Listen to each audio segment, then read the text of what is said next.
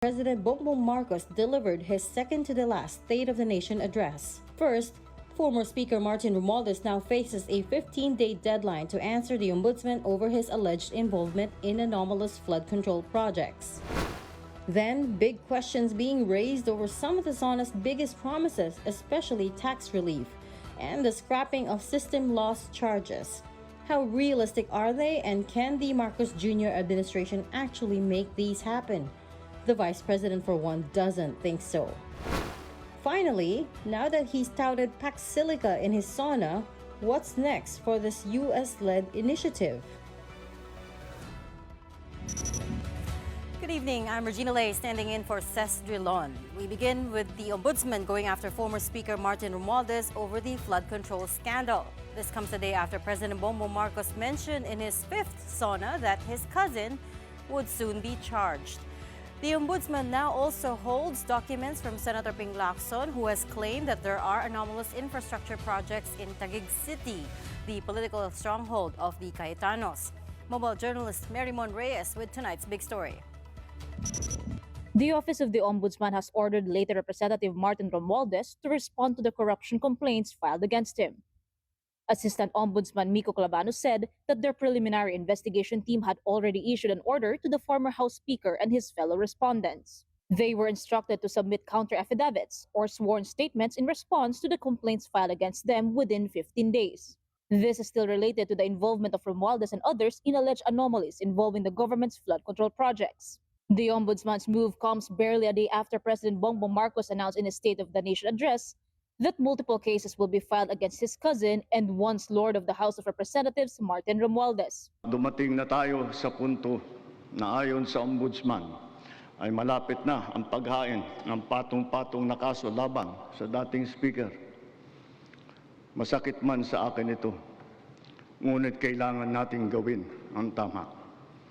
Hindi ako pangulo ng aking pamilya. Hindi ako pangulo ng aking kaibigan.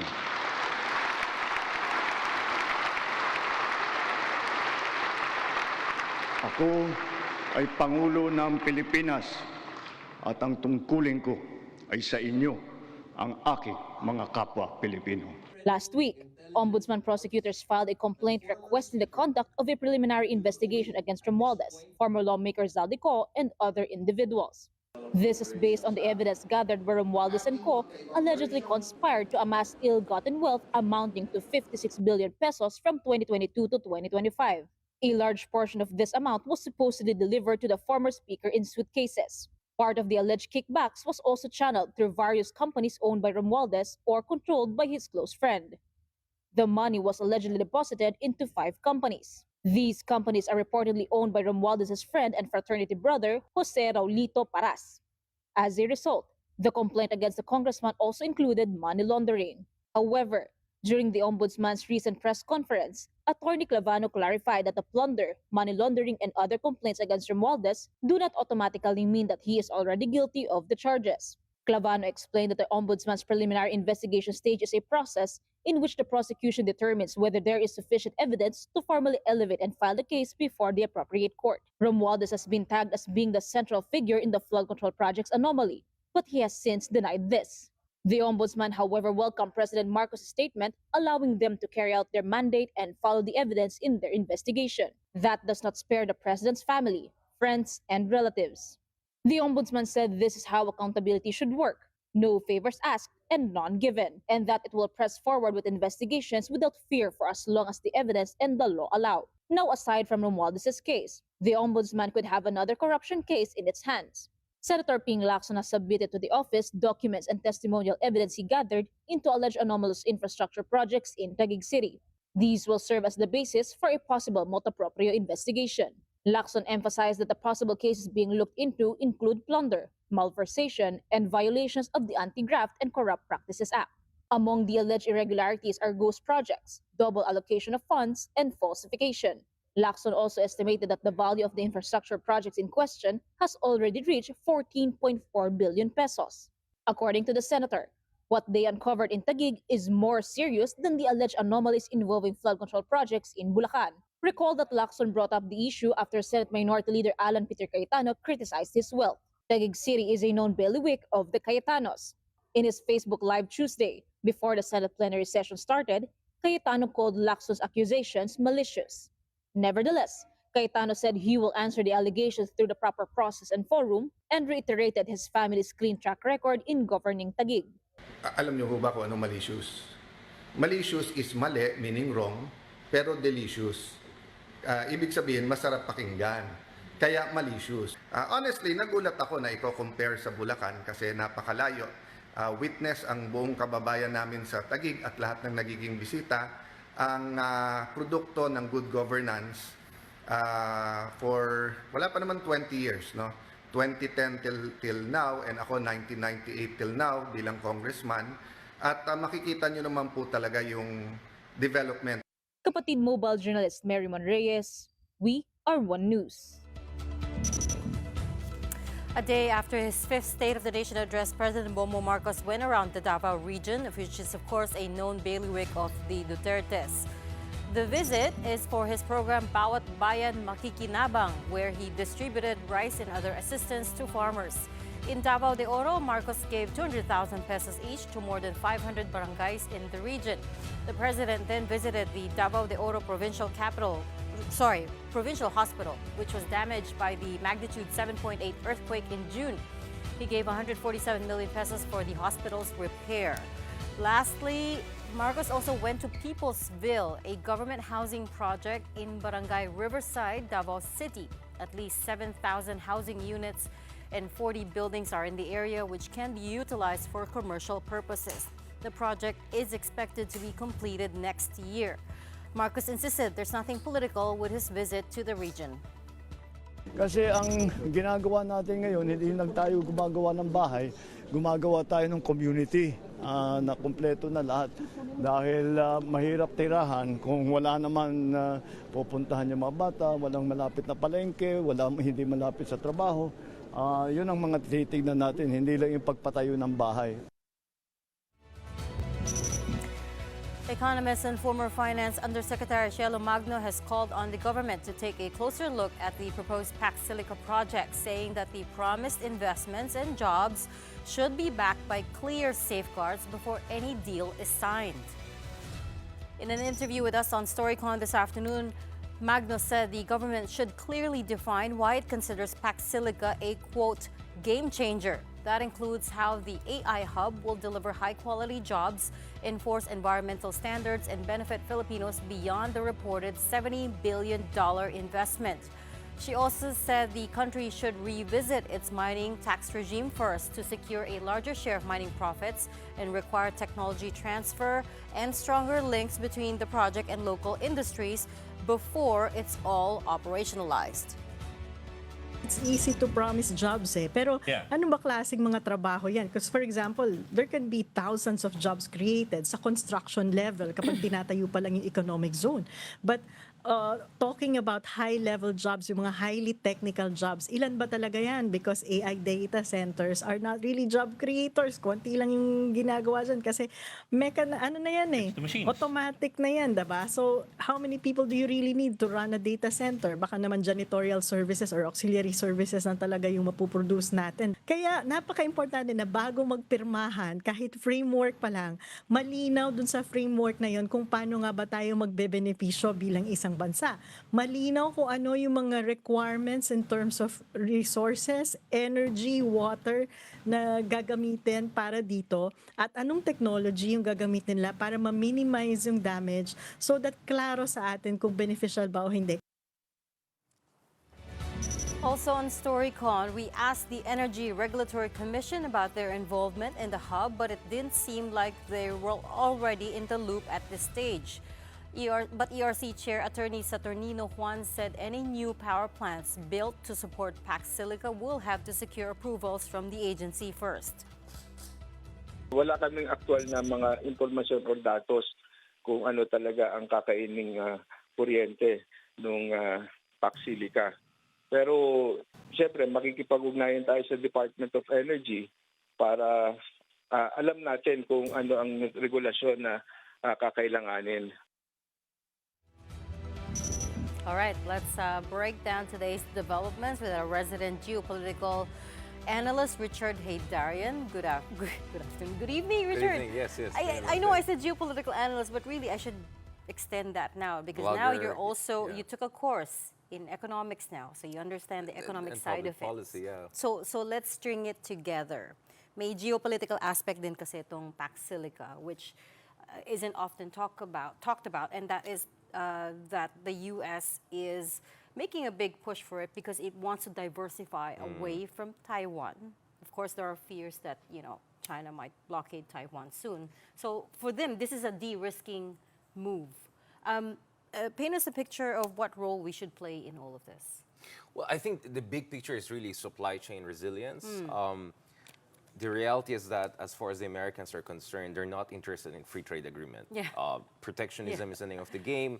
It's almost a bipartisan consensus. The Democrats were creating a lot of trouble for Obama when he was pushing for new trade agreements in this part of the world. And now, of course, we know that the Republican Party under Trump is also very, very highly protectionist. So what they're more interested in is whether you want to be part of a supply chain that America feels is not influenced by China. It's not controlled by China. And if you go all around the world, you look at critical minerals, you look at the access to, if you look at the supply chain of all of these critical minerals, important things, China has dominated most of them. Whether it's over 90%. It's nickel in Indonesia, whether it's in cobalt and lithium from Africa to Latin America. So the Philippines, which has the second largest reserves or production of nickel, the Philippines, which is a U.S. treaty ally, the Philippines, which has even more problem with China than the United States as far as territorial disputes is concerned, and the Philippines, which is geographically right next to Taiwan, we tick all of the boxes. And of course, the Americans also know that one of the fundamental issues in our bilateral relationship is that it has been lopsided. I mean, Vietnam, a former enemy of the U.S., with a GDP similar to ours, exports 10-15 times to America. We don't even have a free trade with the Americans. Even a sectoral trade agreement, digital trade, lahat hindi natin nagawa. So maybe this is the time whereby you have a coincidence of needs. The Americans want to create a kind of a China-free supply chain for critical minerals. They want to de-risk from Taiwan. They want to create new nodes of production. And this is where the Philippines comes in because we have the critical minerals.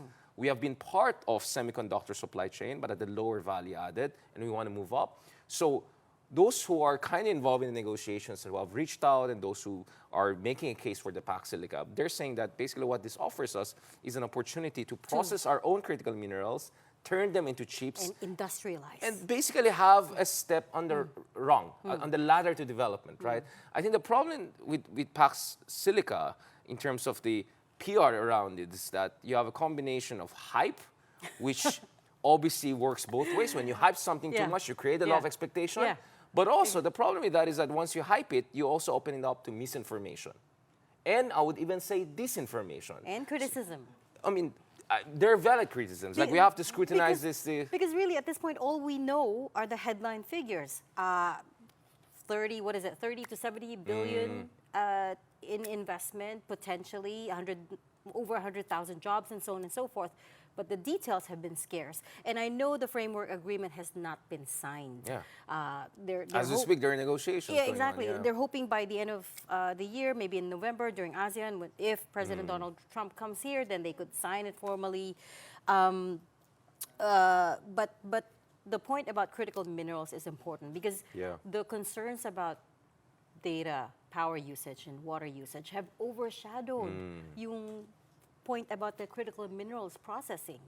Absolutely. I mean, and for me, that could be the potential game changer in a good way, right? But not game changer in a way that we go from third world to first world, right? Overnight. No, it just gives us a first step in the ladder of development, moving up the value chain, develop our semiconductor processing capabilities, making sure that our access to our mines actually allows for the country to live up. Obviously, with industrialization always comes certain environmental issues, among other things.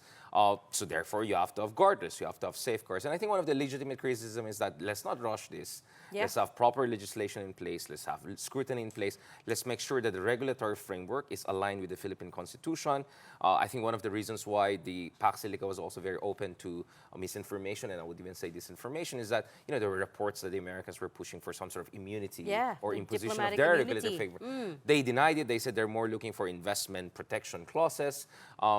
So I think it's very important that we signal to our people, to the rest of the world, that Pax Silica is not going to be a way for kind of a new colonialism, right? That this is more industrial than imperialist policy. I think right? there are worries that it might be just that. And because you also have Modern disinformation, right? Of course, the misinformation comes from our dark history of dealing with colonial powers, but the disinformation also comes from pro-China elements who don't want us to get any significant investments from the United States. And there are also legitimate concerns that you don't want to be locked into an US-led supply chain because that could complicate our relationship with China. So for me, that's why it's very important that let's not get ahead of things. Let's look at what's going to happen here. I mean, even on the AI data center thing, if you talk to the real expert, they would say that if you want to really do it, the AI-driven data center, you need security, massive power generations, and there are a lot of skepticism that anything major will be established here. Yeah. And I think, again, that's where the hype doesn't help because it creates all of this panic. And remember, when it comes to AI-driven data centers, the Americans rather keep it in America so that they feel safe about it. They put it here. The next thing you know, the next Filipino president has a different persuasion. That right? is a signature, philosophy of the Trump administration. Bring the jobs back home. Bring the expertise back home. The data center AI-driven, maybe I think some people are getting ahead of themselves. Unless they have an evidence to show me we're going to generate like what? Equal to 1/4 of our total power generation now to feed the new. Like, where are you going to get that power? When are you going to build the power generator? So I think some people are getting ahead of it. There's an element of misinformation, disinformation there.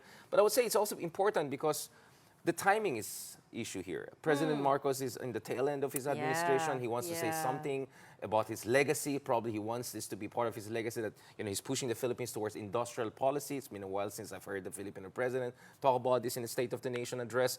But also, of course, I think the other concern that some people have is that if we don't get anything big out of our relationship with Americans on non-military issues, because on military issues, everything is going strong, right? Yeah. Balikatan exercise getting bigger and bigger and more sophisticated every year. But on the economic front, you don't want the Philippines to be the Pearl Harbor of Asia, whereby we host all of these big military events and all.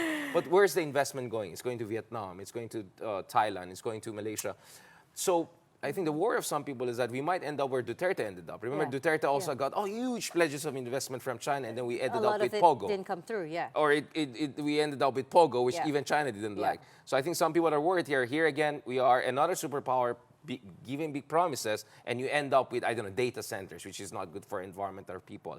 I think in fairness to this, for the first time, and I think this is where I'm cautiously optimistic, if we play our cards well, we can get something good out of this, or relatively good out of this, is that geoeconomics and geopolitics are now one for a long time. And I raise this national security is economic 100%. security. And this time, this could help us.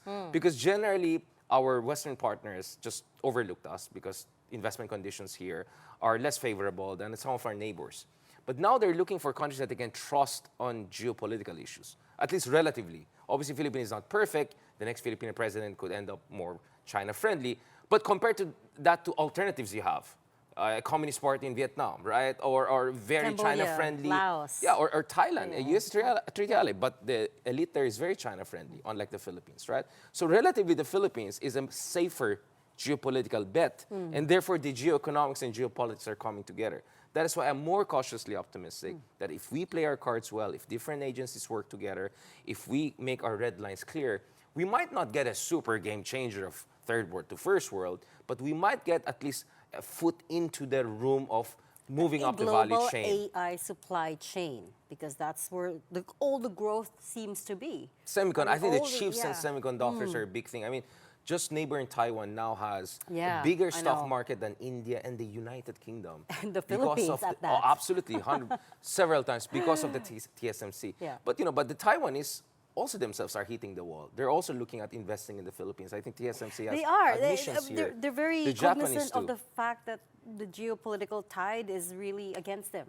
And I think there's a lot of worry. But of course, they want to still remain important. The last thing I want to say on this point is that another reason why I'm cautiously optimistic is because I feel the Pax Silica is part of a bigger thing. That's the Luzon Economic Corridor. Yeah. And if you look at the Luzon Economic Corridor, it's also part of a bigger thing, which is not only the U.S., the Japanese want to go big in the Philippines because they see an alignment of interests. For demographic reasons, they see the big markets here, right? For supply chain reasons, they see diversification towards the Philippines as something reasonable. They're helping us to build our public infrastructure.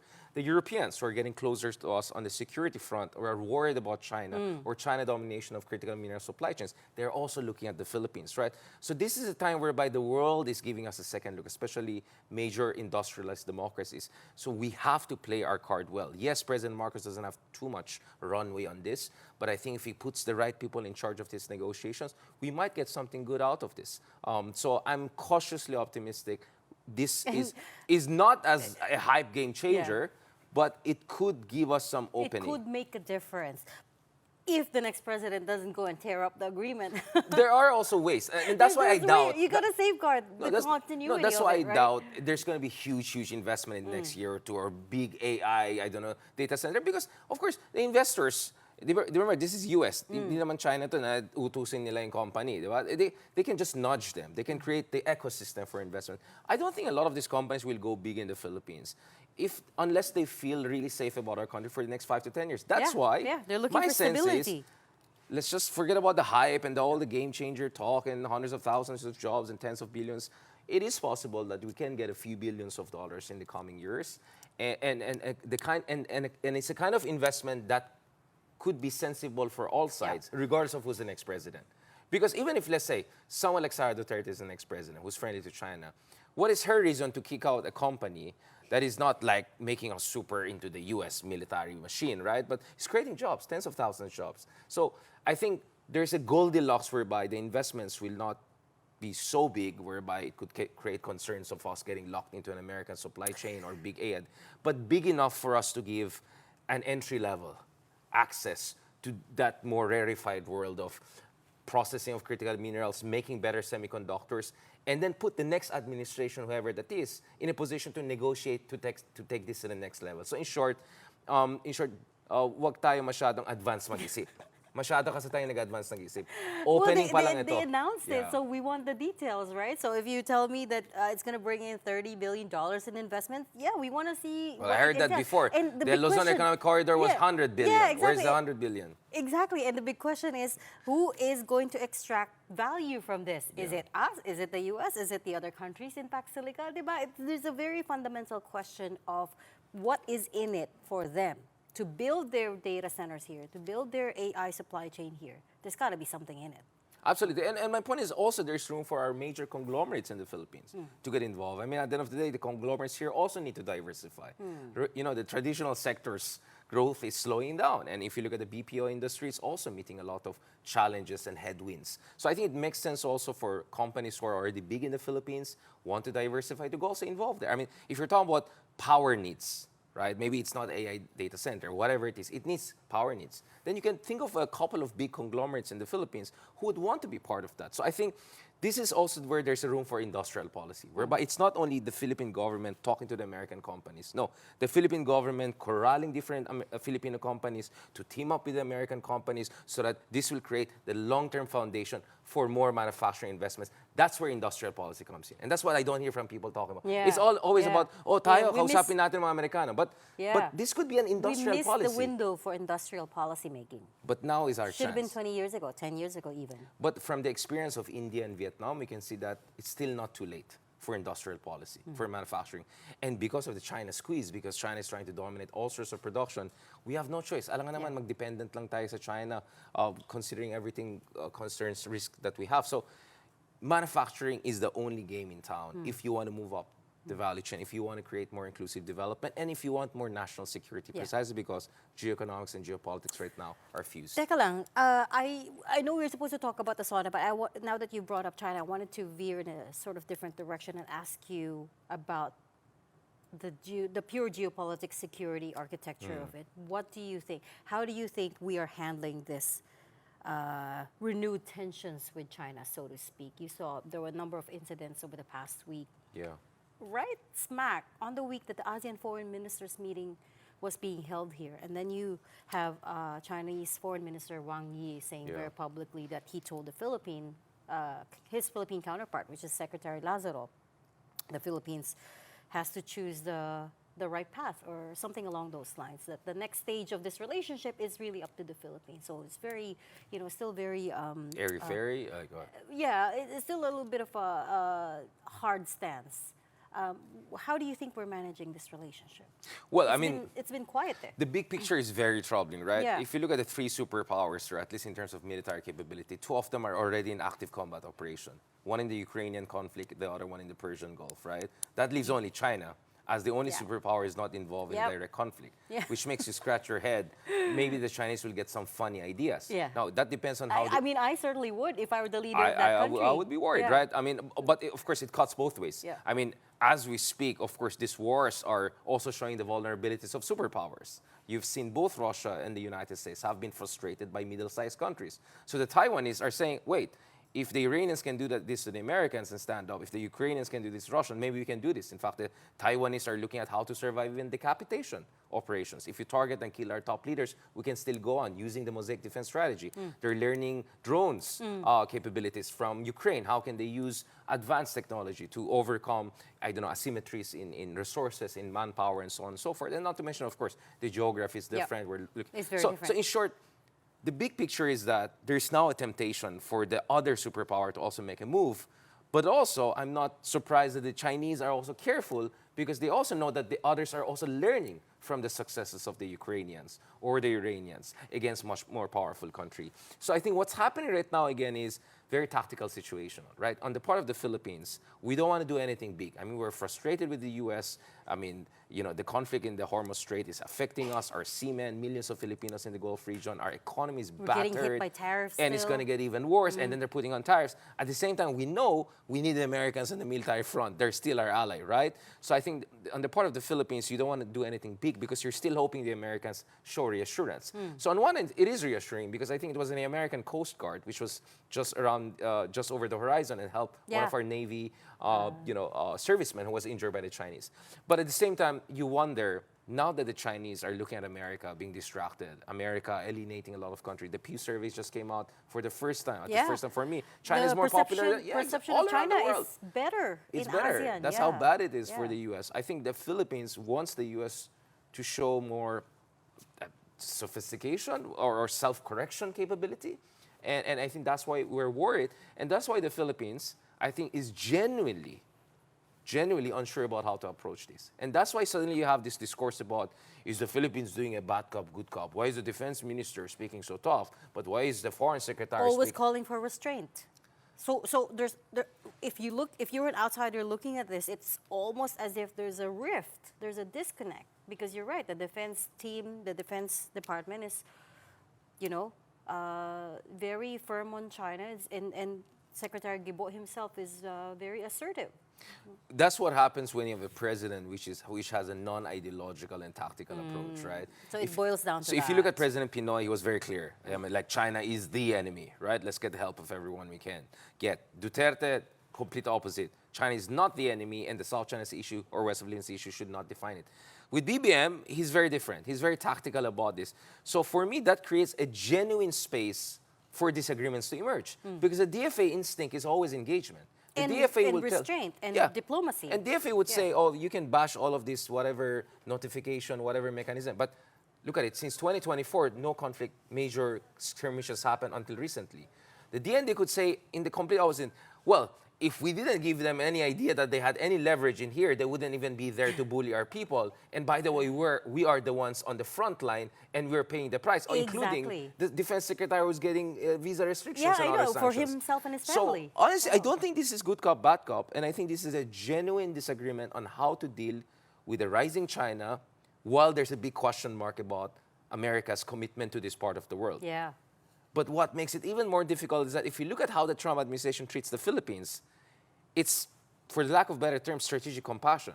We're probably the only U.S. ally which is not bashed by Americans. If anything, they keep on saying, look at the Filipinos, they punch well above their weight, they have limited resources. We're a model ally to the Americans, at least for the Trump administration. So this is where you can see there are many mixed signals here, and the Philippine government is trying to just... Signals. Exactly, it's you have working its way through. State Secretary Marco Rubio here just last week saying to President Marcos that President Trump holds him in high regard. So on the one hand, you have that, but on the other, why are we not exempted from these very arbitrary tariffs as an ally, as one of their oldest ally in Asia, right? So there's those questions. Well, the Singaporeans also got that, and they were insulted. And because DFA, by the way, what was I saying about that? There's also questions about that provisional agreement, the so-called provisional agreement that the China notification says, thing, that China says that we worked out with them, but to this day we haven't seen the details of that. Yeah, it That looks can't like be there good, was. no? Yeah, it looks like there was an understanding that turned into misunderstanding, right? The thing with having, because it's very possible we have an understanding whereby the Chinese interpret it as, oh, they're gonna get our permission by basically notifying us. Our understanding was that it's just an FYI. Yeah. Just so that there's no drama, but it's Hey, none of your just business. We're That traveling thing this worked route. until we're in the world right now, whereby, as I said, 2 out of 3 superpowers are engaged in active combat operations, right? And that's where probably there are elements in China, not probably, you can see it, who are saying, why not we test the waters? But then again, they're not conducting kinetic action. There's no shooting yet, right? Gray but zone. the gray zone, the shades of the gray zone becomes darker and darker and getting Yeah. closer and closer They're- to actual skirmish and combat operation. And that's why I am still very, very worried about this. Having said that, I think earlier this year there was a hope that there will be enough stabilization in bilateral relationship. I mean, I had a conversation with the new Chinese ambassador earlier this year. I mean, they were very realistic. We just want stabilization because probably they were hoping Xi Jinping will come here in November. Trump will come here in November also. And then there could be some conversation, Philippines, US, and China. But now I don't know. I mean, you could see the situation is very, very It was difficult. quiet for several months early this year, I have to say. I can't remember the Was last it? incident. Ronald was- Llamas, all no, the no. Chinador thing and all. Like, that didn't Well, help. I mean, there were noise, incidents, but nothing Yeah. quite like what we saw last week, wherein there was the water cannoning twice. Yeah. There was the incident the with baton, the head. yeah. They bashed one of our officers' heads. Yeah. That's bad. That's very bad. And I know the different departments, the defense, DFA, all issued statements, but we've not heard from President Marcos on it. He didn't name China in his SONA, even though everybody knew who he was talking about. So, in terms of ideological foreign policy, I'm just wondering, where do we stand here? It's not clear to me. I mean, for me, my worry in the meantime is short, sharp war. I mean, there's this doctrine called they did that to the Vietnamese in the Johnson South Reef in 1988. And by the way, I think there was a recent incident with Vietnam. A vessel got sunk and there's missing people. So things are Was a it bit... Indonesia or Vietnam? Vietnam. Yeah. And so something tense is also happening there. And my worry is that the Chinese at some point will say, we're just going to bludgeon them quickly and then de-escalate and then impose a new reality. Whether it's in Bao de Masinloc, which has very clear MDT implications, or my other worry is they'll build structure already in Scarborough Shoal and all of that. And that also is so for me, once it gets there, you have crossed the line. And then we're really talking about a very dangerous situation, which was similar to the prelude we saw to the Ukrainian war and the Persian Gulf War right now. So I'm really watching. Those are my, basically, yun yung mga boxes. Pag natik na yan, we're totally in different world. We don't even know if the line, where is the line now? I'm not sure. Because Building structures in Scarborough Shoal, I think that was always a red line. there was that floating structure a few months back. There's a remember? reporter also lurking there. So I worry, is this a warning shot or is this a prelude? That's or is the this problem. A test? Which a test means balloon. Like, let's see how they react. Well, they always do the test balloon. That's the salamis. But this is where also it matters, and this is where hirap na hirap tayo because we're not happy with the U.S. on certain fronts, whether it's the ill-conceived war right now in the Persian Gulf, or more important, this new tariffs they're putting on us and all of these things. But at the same time, we know that if China wants to move to the next phase, our best chance at deterrence is still our alliance, right? So as Churchill once said, the only thing worse than having allies is not having any allies, right? It's like the worst thing than having bad insurance is not having insurance. That's the sad thing. So U.S. gives us headache, we give them headache, but not having allies is not an option for us at this point in time. Cautiously optimistic. That is how I describe you. We'll leave that there. Thank you so much much for explaining all of that. Geopolitical and, well, now economic analyst as Vlogger, well, I guess, and vlogger and host, Richard Hayden. You are watching the Big Story in One News. When we return, we have the rest of the critique of President Marcos' State of the Nation address. Stay tuned. Ako nanood ng Counter-SONA. I truly believe it is a waste of time of the Filipino people.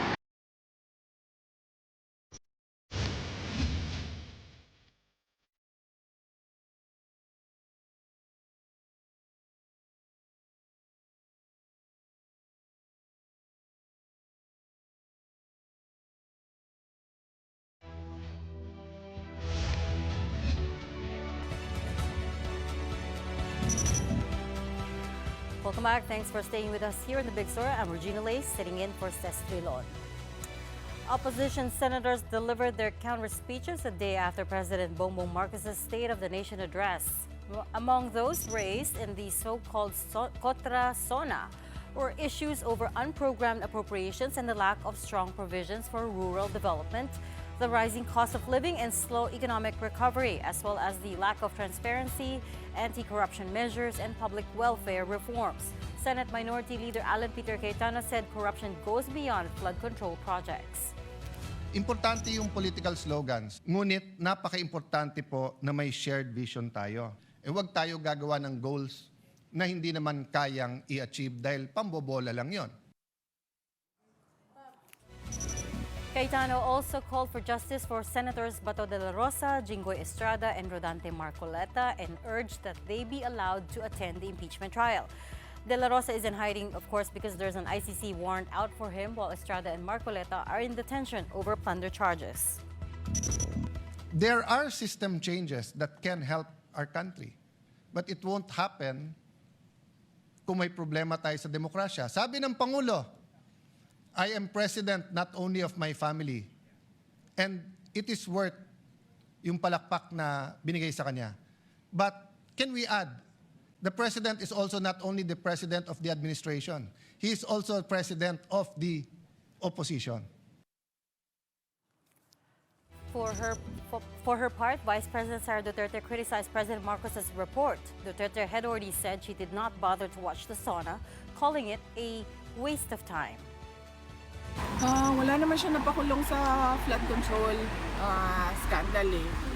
At saka, yung sinabi niya na mahiya naman kayo, it was a PR stunt. Huwag niyo na-expect na makulong niyang dating speaker o mga members ng House of Representatives. More critique by Vice President Sara Duterte in her recent interview at The Hague. She said President Marcos made not just one but two promises to her that he did not keep. The VP said these were actually personal requests to her running mate back in 2022, which Marcos swore to fulfill. But she said, again, the president did otherwise. Dalawa lang ang hiningi ko eh. Nung pumayag ako na tumakbo, katandem niya bilang kanyang vice president. Yung isa doon, buwan pa lang, hindi na niya sinunod. Wala pang 1 year. Isa lang yon. Related lang yon sa pakiusap ko sa kanya sa kailangan ko gawin gabi-gabi para sa aking mga anak kasi bata ay yung mga anak ko. Wala siyang, hindi niya tinupad. Sige, sabihin na natin, no, personal yan eh. Pwede naman hindi to pa rin yan. Eh. Okay, fine. Doon tayo sa 20 ang bigas. Tinupad ba? Hindi. May makukulong before Christmas. Tinupad ba? Wala. So bakit pa kayo naniniwala at nanonood ng SONA? Duterte also called the current administration a dictatorship and once again warned about a possible no-election scenario in 2028. Dapat tayo makialam dahil sinabi ko na nga noon, di ba, we do not know if we still have a country by 2028. And at the rate that this dictatorship is going, we do not even know if there will be elections on 2028. The palace is yet to respond to Duterte's more recent pronouncements. On a much lighter note, one aspiring inventor is a step closer to turning his big dreams into reality with support from the Department of Science and Technology. The best part? He's only 9 years old. The story from mobile journalist Denise Valdesancho. At just 9 years old, Javid Magsina already has a dream that reaches far beyond his age. He doesn't just want to become a scientist. he wants to become an inventor. In fact, one of his biggest dreams is to create portal technology. And what started as an open letter written by his mother, hoping someone would help nurture his curiosity, soon turned into an opportunity that brought him closer to that dream when the OST Batangas opened its doors to the young aspiring inventor. It was amazing. Oh my goodness. There was so much sciencey stuff, some STEM related stuff. Javid's love for science began long before his visit. Because of asthma, he spent less time playing outside and more time reading books about programming, engineering, and space, teaching himself concepts that even adults find challenging. First of all, I tried normal kid things, but I have asthma, so I can't play that much. It's just boring, too plain, too meh.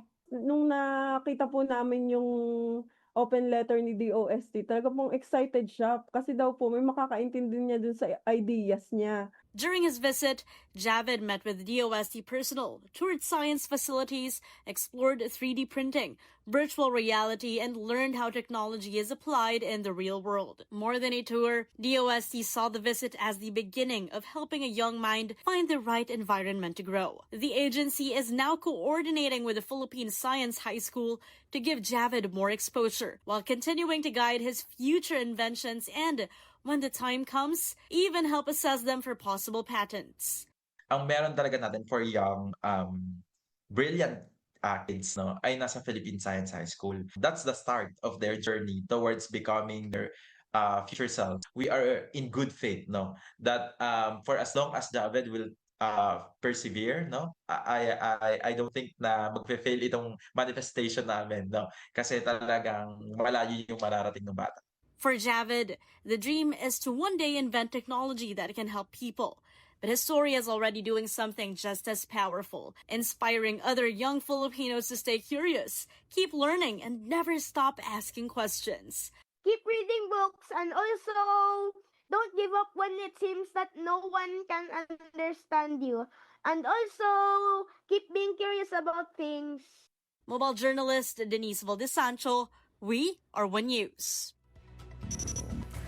You're watching The Big Story. We're going to go on a quick break, but coming right up, the Energy Regulatory Commission warns of great impact on utility companies if the president gets his way and scraps the system loss charges. The details when we return. Keep it here.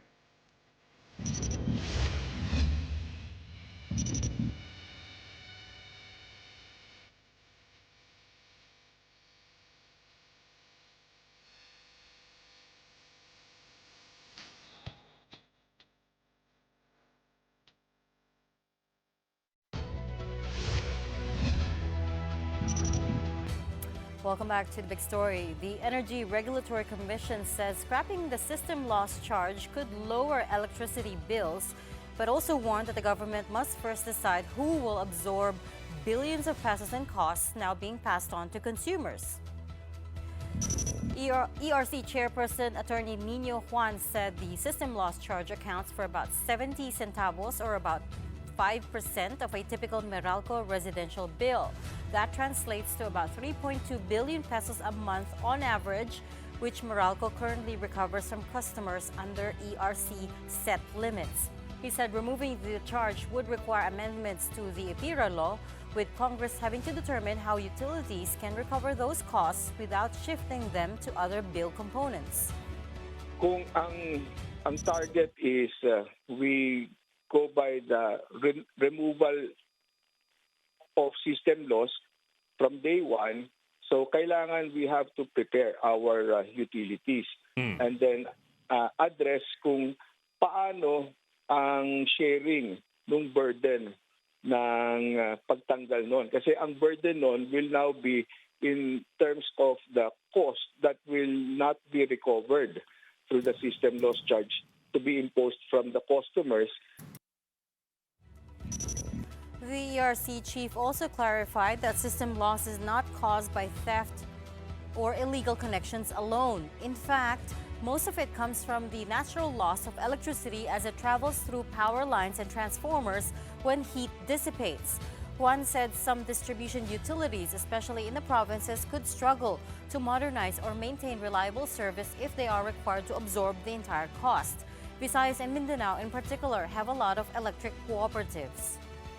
It will impact yung ating mga ibang distribution utilities na hindi makakapag-adapt doon sa bagong regulasyon na mawawala na yung ability nila to recover the cost relating to their system loss. So nakaka-apekto din ito sa kanilang abilidad naman na mag-modernize ng kanilang sistema, ng kanilang distribution system at maaring maka-apekto naman ito sa kalidad ng kanilang serbisyo. Earlier in the day, Meralco said it would actively participate in discussions on President Marcos's proposal to amend EPIRA. It clarified that system loss is not unique to any single distribution utility and said that it is a normal part of delivering electricity with impact on the entire power industry. The power distributor added that it will continue working with the government and industry stakeholders to protect consumers' interests. At this point, let's bring in an economist to talk more about this. Joining us tonight, JC Puningbayan of the UP School of Economics, who got stuck in traffic for more than 3 hours coming here. I apologize on behalf of the team, JC, and thank you for making the effort anyway. Hello, Reg. Good evening. Thanks for having me again. Yeah, sorry that you got stuck in traffic on the way here. The thunderstorm was awful. Okay, quick thoughts on the SONA. I know you already think that he could have done better, but what specifically did you want to hear? What did you not want to hear? Well, Reg, I was actually waiting for his statement about the upper middle income country status that we recently gained. I would have thought that that's a positive thing that he wanted to share to the nation. But I guess that because of the headwinds we're facing, many people won't find that too realistic. So I think he decided to stick with the ayuda, many ayuda programs he mentioned, like AIX as well as YAKA program. So I think it's very populist, the SONA that we heard. But in the run-up to the 2028 elections, I think that's just to be expected, given the headwinds we're facing. I actually thought, well, I mean, I was thinking that if he had mentioned the upper middle income status, it would have been a bit of a disconnect kasi at the same time, he wanted the income tax threshold lowered. Right, so usually when you become a richer country, then of course the threshold should go higher because that means more people can afford it. So I thought that would have been a disconnect. Yes, but the upper middle income country status that we gained is a reflection on the performance of the economy as a whole and not really about the situation of any specific Filipino or group of Filipinos. So, of course, we have the inflation rate that's hovering about 6%. And then at the same time, growth in the first quarter of this year was just 2.8%. Considering that Taiwan, for example, managed to eke out double-digit growth, as well as Vietnam, I think, above 7%. So it points to the fact that even if we have these headwinds, there's something that's broken in the Philippine economy. And I guess that's something that was glossed over in the SONA yesterday. So you agree it's been generally populist, no? And we were talking to Professor Cielo Magno earlier, and she was wondering where the revenue generation part is going to come in. A lot of these initiatives that President Marcos mentioned will cost money, and the deficit is already very high. Is that a concern for you as well? It is a concern because when you go back to the last time this happened with the 2018 train law, so that was similarly an exemption for those earning 250,000 and below. But it was offset by higher excise taxes on sugar-sweetened beverages as well as petroleum products. But now, nothing was mentioned about possible new taxes. Maybe a tax on plastic, single-use plastics, as well as further taxes on sugar-sweetened beverages. But I doubt that that would be enough to offset any revenue loss coming from this new exemption. I'm also doubtful that too many Filipinos will benefit from this new exemption because many of them have already been affected or benefited from the train law many years ago. So I guess it's just a marginal contribution to the lives of Filipinos these days. Any idea? I wonder if you have any estimates yet on how much all of this will cost the country, the government, and us as taxpayers. Itong amnesty, itong lower income tax threshold, as well as the no minimum corporate income tax. What do you think all of this will cost us in the short and long run? Well, I guess we have to wait for the specific proposals coming out of Congress. I think this is a project of Ways and Means Committee Chair Miro Kimbo. But in fact, I was surprised yesterday that there was anything about the proposed tax cuts. I didn't really expect it. I was more expecting the ayuda programs to be mentioned. So it came as a surprise to me. Or maybe I wasn't paying too much attention to that segment of the news. But at any rate, we'll have to wait for the specific proposals. I guess it's speculative at this point. Hindi rin, I think a lot of people also didn't expect that. Even with the plan to scrap system loss charges, we just spoke to ERC this afternoon and even they weren't consulted about it. Oh, yes. I remember this has long been an issue, systems loss. And part of it is from the physics of it. The physics involved in electricity distribution and transmission. And the ERC already caps systems loss to a certain extent.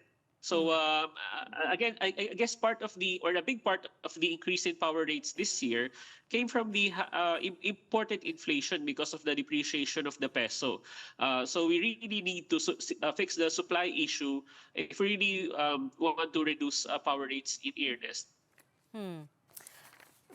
I know you also have thoughts on MyFIP, or specifically his promise to cut guarantee letters. In fact, he said, wala nang GL.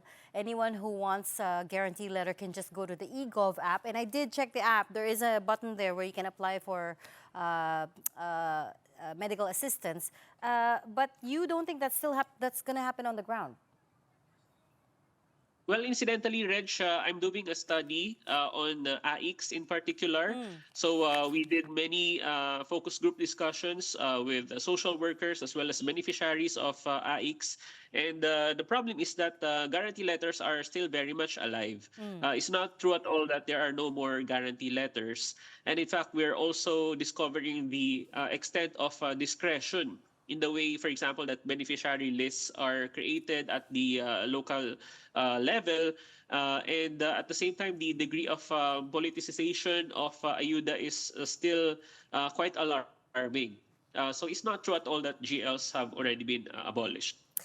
What do you mean by extreme discretion in the way that the lists are being formed? Meaning, kung hindi ka close dun sa gumagawa na list, you don't get in. That's exactly right. Specifically, the Purok leaders as well as the barangay captains. The lists are populated by friends and relatives of these local leaders at the expense of people in the barangays who really need assistance. And at the same time, we're also hearing many stories of senators as well as Congress people supposedly bloating the budget for ayuda for specific municipalities, by the way, and specific hospitals. And the purpose is for them to be able to refer people to these hospitals and municipalities, and that they will be given assistance whoever approaches them. Oh, wow, that is extreme politicization of the system. Medium run, you don't think that we will be able to fully get rid of the guarantee letters? I don't think so, because right now we have a very entrenched ayuda culture, a huge demand for it, but at the same time, a huge supply of it in the national budget. And that makes it extremely crucial for us to monitor the upcoming budget season, because it will really show us the full extent of how politicians are still very much into ayuda, especially in the run-up to the 2028 elections. Oo nga, in the 2026 budget, may mga nakalusot pa rin, even though we were questioning the allocations for MyFIP, for IEX, for example. In the 2027 budget cycle, what would you like to see? Should MyFIP totally be abolished and that money given to PhilHealth, for example, or DOH? Well, that's the ideal situation. In fact, we're also hearing on the ground that the best way to help people is, for example, to fix the health system and promote healthy behavior in the population rather than make people beg for ayuda. However, because of the reality that ayuda is being abused, and of course, the elections are coming up, and the level of political patronage. I think that's going to worsen in the coming months because 2028 is really crucial. And already last year we saw politicians shifting into soft pork projects rather than hard pork projects, so away from infrastructure and more into ayuda. So I'm expecting more of that in the next budget. Kailangan talaga bantayan. And speaking of infra, very quickly, JC, walang mention of major infra. I know he talked about some transportation projects, for example, the North-South commuter railway. But were you hoping to hear something about infra at least, the big ticket infra? Well, the best we can hope for, Reg, would be for politicians to actually fund these programs rather than put the budget for the subway and many other big-ticket infrastructure projects in the unprogrammed appropriations. So again, it boils down to the national budget, the way they're going to craft it in the next season. Because these projects are already very much delayed, and yeah, we don't want any further delays. Okay. We'll leave that there for now. We'll invite you back another day, JC, hopefully maybe on a day when the traffic isn't so atrocious. But thanks so much for trying to still dial in and talk to us. That was JC Munungbayan of the UP School of Economics. Thanks, JC. And finally, our big picture tonight. Filipina tennis star Alex Ayala begins her hardcourt season at the WTA 500 Mubadala DC Open after midnight later. Ayala will go up against 2025 world number 4 Qin Wen-jing of China in the round of 32. And while they previously met at the 2023 Asian Games, this marks their first main draw meeting on the WTA Tour, with Zheng holding prior titles. Zheng aims to climb up from her current ranking after recovering from a severe right elbow injury requiring surgery and rest, whilst Alex Ayala is currently ranked at a career-high world number 28. So catch Alex Ayala in action live. That's in 4 hours at 1 a.m. Manila time on Premier Sports 2, available on Signal Channel 273 HD. Again, that's 273 HD. And those are the big stories this Tuesday, July 28th. I'm Regina Lay, kapatid. We are One News, your side all the time. Have a good night.